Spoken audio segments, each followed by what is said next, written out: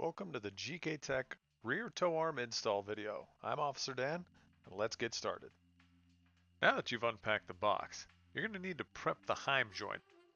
First things first, you want to make sure that it's actually lined up straight on the spherical bearing. You don't want it to be slanted to the left or right. Go ahead and center it up, and remove the lock nut and the two heim inserts. Now ease the heim down through the eyelet of the dust boot, and then slip it over the top. Now's a good time to go ahead and thread the lock nut back on. Pop those heim inserts back in as well. This heim's done. Now thread the completed heim into the arm itself and put the inserts back in. The max you want to thread the collar out is going to be 25 millimeters or 0.98 inches. For the next measurement, go from the end of the arm to the inside hole of the insert. There you'll be sitting at 83 millimeters or 3.2 inches total. Make sure to adjust inward from here to match the length that you need. Don't go above this. Now zip off your fancy GKTech Neo Chrome lug nuts and remove your wheel. As you can see, using a straight tow arm has caused damage to both the collar and the arm itself. So let's get rid of that sucker.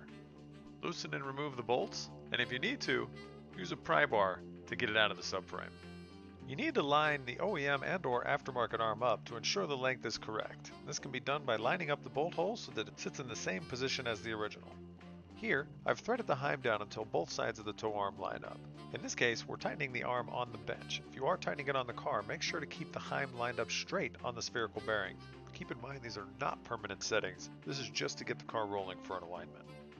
Install the subframe side end first. Line the other side up. Then tap the bolt through on the subframe side. Here we're installing the GKTech eccentric lockout kit.